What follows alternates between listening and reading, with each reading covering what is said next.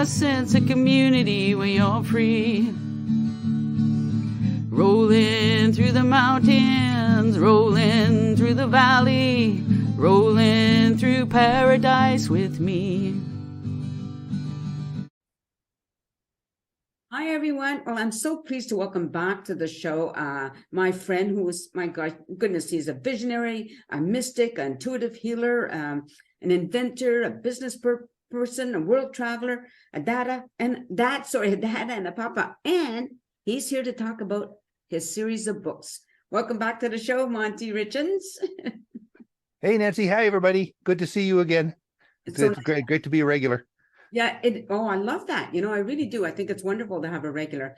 Now, You wrote a series of books called The Ascenders, correct? I did. I have copies of them sitting right here. This is book one. You can tell because it's orange, and book two is green. Okay. And I've actually written the third book in the series as well, but I'm not publishing it just yet. And I've also written a book called The Guide to Self Realization. Okay. And that's the fourth one. Okay. So how did it come about that you wrote these series? Well, it really pays to be an intuitive. I was working with a friend of mine who is an intuitive coach, and we were doing a Zoom meeting just like this, and all of a sudden I got this. I have loved spirit guides that I work with, and this female voice just started ragging on me. And so I got finished with working with Cheryl, and so I got off, and I was sitting on the couch, and so I closed my eyes, and I went to this voice, and I said, "What do you want?" And she said, "Get on your computer. You're going to write a book called The Ascender's Return to Grace." Oh. So I slid over on the couch, and the story started going, and it was so much fun because I'm a pantser. There's two types of ways that people write books. J.K. Rowling is an example of the other. She wrote the whole series outline of how many gazillion books she's got before she ever wrote the first book. I slid over on my couch and started writing. Okay. All right. So at the time I was traveling a lot in my job over to Vancouver Island. So every time that I would get onto the ferry, I'd be running upstairs to the computer desks up there and get, because I didn't know how the story was going to go either. Right. And so it was so cool that I would always finish off on the end of a chapter, and I'd get back into the next time I'd be up there back again, just typing away. This is so cool. And it was so much fun. And all three books have gone like that I have no idea where they were going to go. I understood why I was writing them, but I didn't understand the story itself. And it was really fun. Very good. So that's going to be the total in the series, 3? At this point, there's going to be some offshoots. If Diana Gabaldon, the Outlander series, she's one of my favorite authors. Watching Outlander season 6 on Netflix these days. And she has ones where she focuses, John Gray's a really prominent character, so it goes off into his stories and stuff like that. One of the characters that is in my stories, her name is Papillon. Okay. And of course, that's French for butterfly. Well, she has this really neat ability that she can turn into a butterfly, a golden butterfly, no less. And she's actually one of two, but she's the one that I'm focusing on. I'm going to write a series, and it's going to be more focused to younger, possibly the pre 20-year-old age group. And it's going to be called Papillon, the Butter Spy. Oh, I love that. Oh, wow. That is so cool. Yeah. So I'm waiting to get some time now where I can get in this. And I'm so busy with the marketing side of this thing. And I have to tell you, I don't like the marketing side. Yeah. I'm part of Grand Connection, and I'm trying to get some people there to help me to do the marketing side, so I can focus on writing, because Papillon wants to tell her story, or Pappy, we call her. Now, okay, so you said your spirit guide told you, right? Did they say why? It was a female, you said, female voice, right? Yeah, and it's actually guardian angel Rachel. Rachel is my guardian angel, and a lot of people have Rachel as a guardian angel. Okay. And I've worked with her a lot. I have about 15 different guides that I work with, and she wanted me to write this because in my nonfiction series, which is called Embracing the Blend, I focus on helping people to understand how we create our lives through the development of our belief systems. And it's nonfiction stuff, and it's interesting, and it's a great series. It focuses on a lot of really important stuff. But the thing with the Ascender series is it's really fun. It teaches a lot of the same basic concepts, and I provide a lot of visualizations in the series, that very simple visualizations, but understanding how our minds work. That we learn the rules of our life basically before we're 7 years old, and most people don't realize that, and that they could change them. So in the story, these people are tasked with facing themselves. Okay. And they get to see what happens when you do face yourself, and you can make the changes in the process. And it's really fun because what basically happens is the main characters of the story are part of a new species, a new human species, and they're called Homo integratus. We are Homo sapiens. We're supposedly wise people. I'm not too sure about that anymore. Anyway, so the Homo integratus are fully integrated male females. So we as human beings, as Homo sapiens, we are male female. We have a male side and we have a female side. But we generally express most the gender of what our body is. That's where we lead our life from. In these people, they have the capacity that when the need arises, they can be either one, and they actually look that way. So when you get to the second generation, they figured it out, and they don't. We don't even talk about them switching, because they just do it. But what they do is they rename themselves after birds, so that they're not their names aren't gender specific anymore. Oh, right. So I don't need to go, oh, he's a boy this time and he's a girl this time, this sort of stuff. But what happens is in the early part of the story, the early characters, Mike and Merla, are one person, and then there's Tomas and Tarita are one person, and they can switch between them, and they have to learn how to have a relationship with each other. And what this is about is, in society today, we are in the greatest transitional time that mankind has ever known, and we're only just at the beginning of it. It's the cusp between Pisces and Aquarius. It's what the Christians call Armageddon. It's a good time. It's not bad. It's not like this foolishness about, we all got to be scared and stuff. No, what it's about is about self-realization and self-empowerment. So the characters, Mike and Merla, are the same entity, and they switch between being male and female, and they have to learn to get along with each other, because they can't get away from each other. You can't go outside for whatever without the other one there, because they're always there. And so it's what we are learning as Homo sapiens today, is we are learning to understand the relationship we have for our male aspect and our female aspect, and learn to empower those. So a male like myself, I'm very creative. That's my female side, and I'm very proud of my female side and my intuitive side. I'm a guy. I'm all guy, but I have this female side. On the female side, women are more of a passive energy. That the female energy is more passive. But what has happened in the process of this is a lot of women have taken on their male side, and they become so masculine in their process of living, they have forgotten the female side. The true power for a female is to learn how to embrace that strong female, and incorporate the male side into that. It's kind of so interesting you're talking about that, because like I was talking about somebody about, when women, as we get older and our estrogen level changes, that's absolutely. when we start to get more man hair on our chin and stuff, like that, because of the male hormones are coming to a higher level, right? So I totally understand what you're talking about. It's really interesting. Not the way you're seeing it, of course, so fully and openly, but I get it, at the same time, I get it. part of what happens in the process is that it shows more on women, because women mechanically are far more complex than men are, because you can have babies and we can't. And so the process that is created inside of you is much more complex. So as you go through menopause, the body starts winding down. But also what happens, and it happens in both men and women, is that our minds wind down as well. And that's where a big part of what causes the hormone changes and so on as well. And so one of the things that's really important, and I talk about this in the story, is that you pay attention to what gender you are, and do gender specific things to do that, because you need to promote that energy.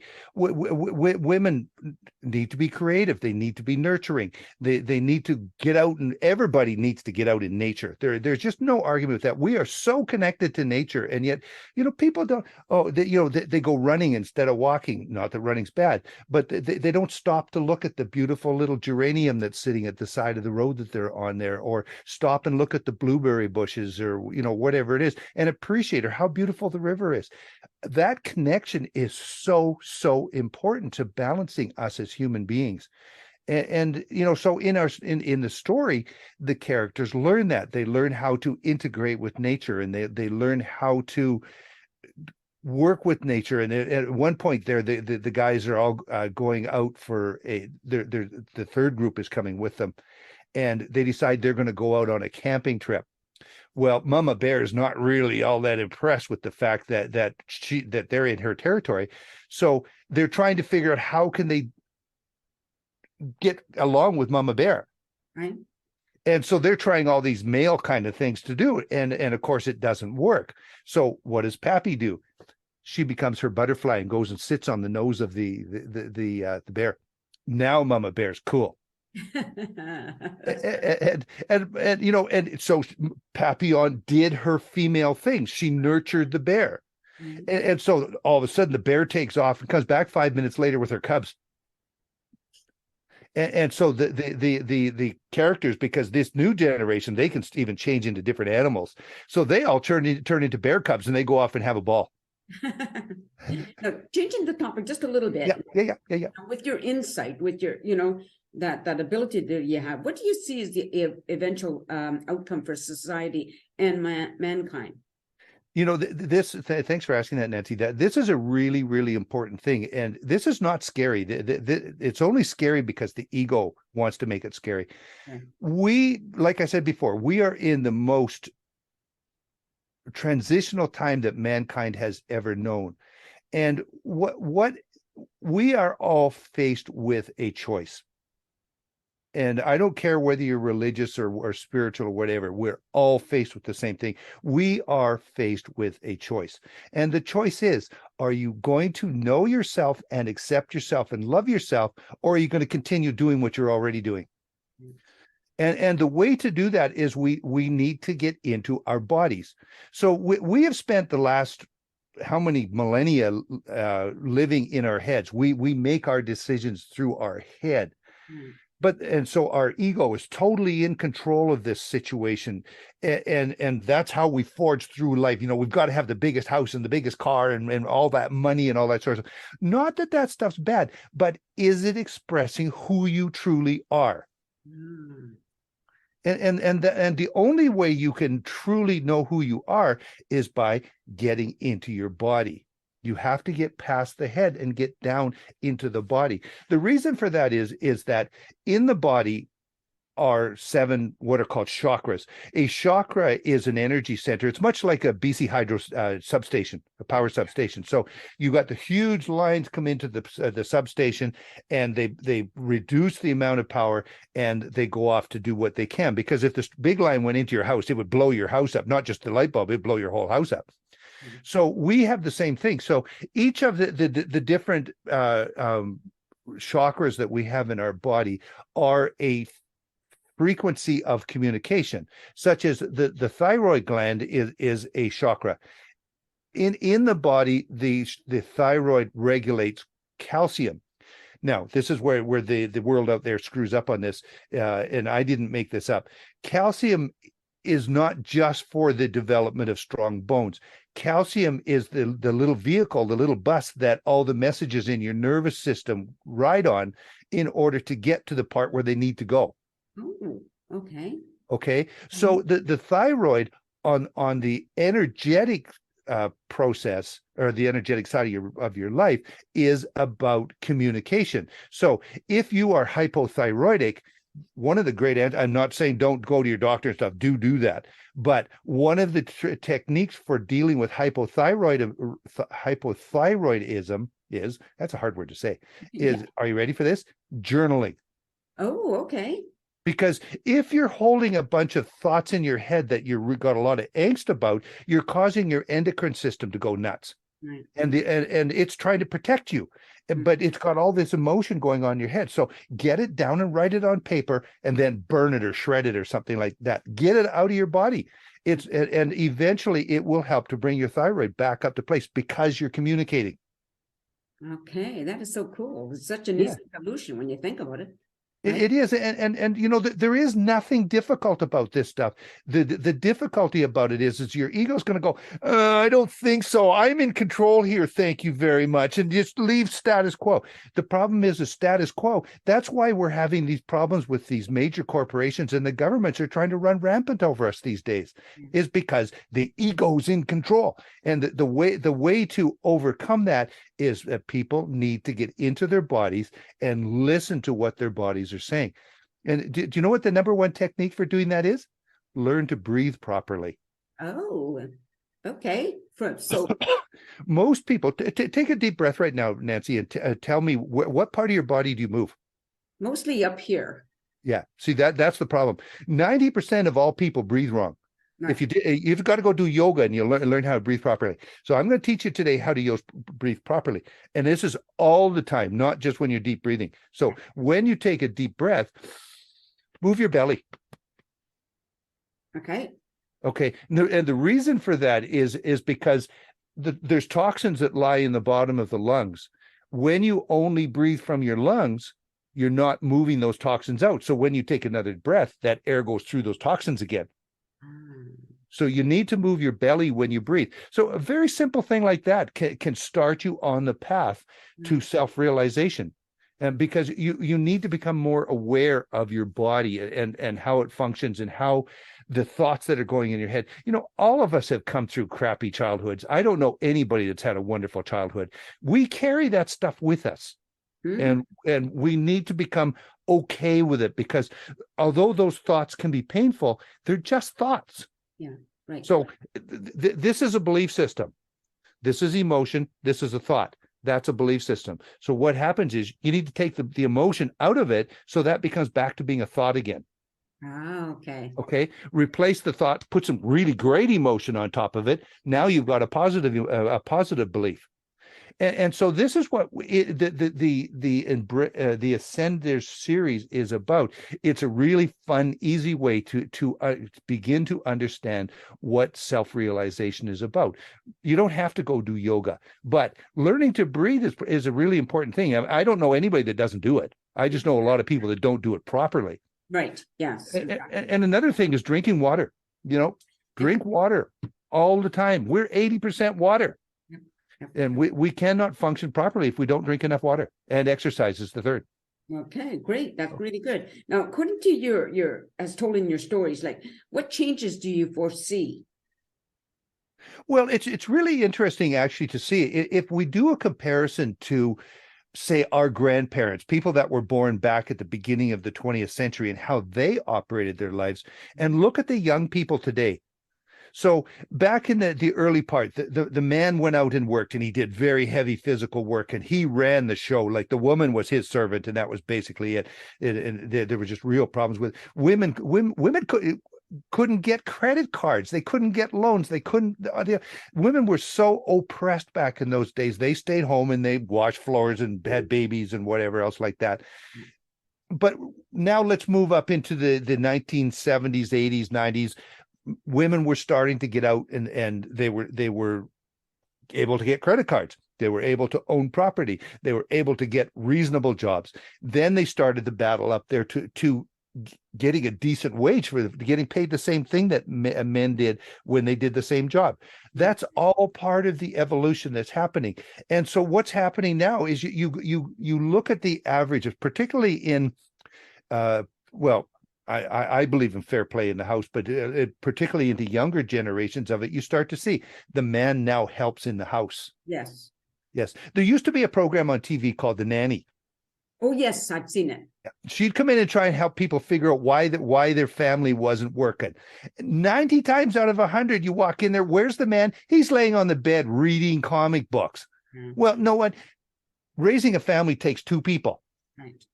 And that's what's starting to happen is men are taking more of the role of working in the family. Women are being financially supportive in the family. And what's starting to happen is that women are no longer oppressed. They are allowed to speak their mind. They're allowed to have a mind. Women are brilliant. Right. And look at yourself. Look what you're doing. The things that where women are able to do, and the men on the other side of it are not required to be these macho characters anymore. And they don't have to be out, driving crazy cars and making millions of dollars in order to be acceptable as men. They're starting to become human beings. Yeah. And this is where the process is going, is that there is a balancing between the male and the female aspect now. And so we're able to actually start communicating with each other on an even level. Okay. And so as we move through into that, we're also starting to take more time. And this is a real big problem with the way that we've developed society, especially in the Western world right now, is that because it's so expensive to live, mom and dad are out working all the time, so somebody else is raising the kids. Bad news. We have to figure out a way to get past that, because mom and dad need to be able to condition those children to become the people they want them to be, not somebody down the street. Right. Yeah. Yeah. That's a good point for sure. Yeah. I think one of the other things that's going to come with this too is that, again, we as Western North Americans or whatever, with our kind of people, we tend to we have a big house, but we'll have one or two people living in it. The kids move out, we continue living in this massive house.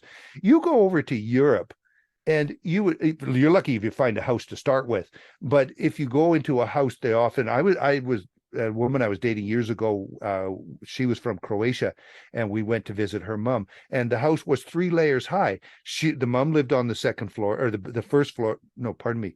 The brother lived on the first floor with his family. Mom lived on the second floor. Dad had died, and the third floor was held for the oldest daughter, and she would marry, and that's where they would live. So you made good use of the space in the house. It's not like here where we have people living all by themselves in 2,500 to 4,000 square foot homes. We can't continue doing that. So if you look at the East Indian population, they have these big houses, but they have 12 people living in the house, and all those people participate in the raising of the children. Right. And we need to do that. Yes. Like when they said it takes a village, right? Absolutely. Absolutely. We need to get into those villages. Somebody said to me, we have gone from we to me. That's where we're in right now. Where we need to go is to us. And Right. and that's why my website is called powerfullyoupowerfulme.com. The reason I called it that is because the way that I gain the most strength in my life is by helping you, and without reducing my power. Right. If I support you as a human being to become the amazing person you are, it helps me to be a stronger person. Hey, I love that. Now, And that's where we're going. yeah, for sure. Now, I just want to go back to something you said, living in your body. What exactly does that mean? If we think of a situation where you're really in a panic, or you're stressed about something, if you pay attention to where feeling yourself, you're here. Right. So what basically happens when you get in your head like that? Again, we're going back to the chakras. The master chakra is in the crown chakra right here. Okay. So what happens when you get stressed? The crown chakra closes, and the T2 is the bump at the back of your neck here, and it is the connection point between right at the top of your shoulders. Yeah. Down. Yeah. Feel the little bump there. Okay. The head and the neck are the head. So what happens is there's a gateway at that T2 vertebra there that shuts off when you become a head case. So you'll notice that you're a head case because your breathing becomes really shallow. You can only think about what's in your head, and you feel really tight, and you can't focus on what's going on in your body. Right. So what we need to do is in order to do this, reopen the crown chakra back up, and take a deep breath and let the energy come back down in, and pay attention to the body. Let yourself feel the body. The challenge with that is so many of the issues that we have developed, and the belief systems that we've developed as children, cause us to not want to be in our bodies because we've been sexually abused, we've been beaten, whatever it is, we starved, whatever. That's all carried in our body. And so our body goes, no, stay in your head. It's safer up there. And it's the ego's job to keep us safe. So it keeps us in our head. Mm-hmm. So it's by learning, first of all, making the decision that it's okay to be in your body. You have to make that decision first, because you can do all the exercises in the world, but if your mind says, I don't think so, this is safety is up here. Mm-hmm. No, we need to learn to get back into our body. And it was interesting. One of the exercises we did in yoga the other day was you stand on one foot and you put the other foot on top of it and you try to stand still. Well, the instructor didn't completely finished. She was telling us how to breathe, but the thing she forgot was the natural thing is you don't know how to do something, so you naturally stay in your head and you try to intellectualize how to do it. Right. So I suggest to her that what you need to do is tell the people to take a deep breath and focus on their foot like it's growing roots. And what it's done is it's put their consciousness into their body. Right. The fact that the minute that you focus on putting roots on your body, now you can stand on one foot. Right. It's that simple. Yeah. But it's about being willing to recognize the vulnerability of being in your body, because now you're going to learn how to deal with these beliefs that come up and how to wash them away, because they're not true. Yeah. And they're not you. You're not your beliefs. Beliefs are beliefs. The only thing you are is the soul that's inside of you. The rest of it is all just window dressing to get us through this lifetime. Right. Sorry, I'm distracted. We got to notice that we have about 10 minutes left. Okay. When you were talking about being in body and, about children, made me think about years ago, I took some tap classes and the teacher was saying, kids just, when they're taught to tap, they just tap. They don't think about the steps here. They watch what she does and they repeat what the teacher does just by watching their feet, right? Her feet rather, whereas the adults tend to think about it. Oh, which foot am I supposed to move forward? It's quite interesting. Yeah, and that's the difference between being in your head and being in your body. Yeah, for sure. And then years ago, I took some acting classes and the teacher would tell us, get out of your head, but never said how. So we didn't understand. Most of us didn't understand. What do you mean, get out of our head? So it's really, really interesting. Now, just before, because I don't want to run out of time. Yeah. So how do the Ascenders, your book, the Ascenders, help us make these changes? Well, in the book itself, it gives a lot of different concepts to think about, because the kids are going through the process of growing and understanding themselves. So I take the reader through that as they're doing it. So the concepts are there. There are visualizations in the book that people can do to help learn how to feel being in the body and how to use the bigger mind to move forward. Very good. Very good. So to stay on camera now, because I know we're just about out of time. So I just got to say goodbye to the audience. Everybody, listen, I love having Monty on because it's so informative. I always learn a lot. And some of the things he says remind me of things that happened in the past and how I need to get out of there, all those wonderful things. So I hope you enjoy it. This, I'll share this once it airs. You'll get to see and hopefully show your friends and have your friends listen to him. And maybe you can order his books. And, you never know. You might learn something new, which is always a wonderful thing. So and have fun doing it. Yeah. Thank you, everybody, for watching the show. Take care and peace out. Thanks, Nancy. Always a great time with you. Thank you. A sense of community, Chilliwack's a place to be. A sense of community where you're free. Rolling through the mountains, rolling through the valley, rolling through paradise with me. It's multicultural, you're sure to see it all. Chilliwack's the place to be, you'll see. Come party in the park, go dancing after dark. Chilliwack's the place to be, you'll see.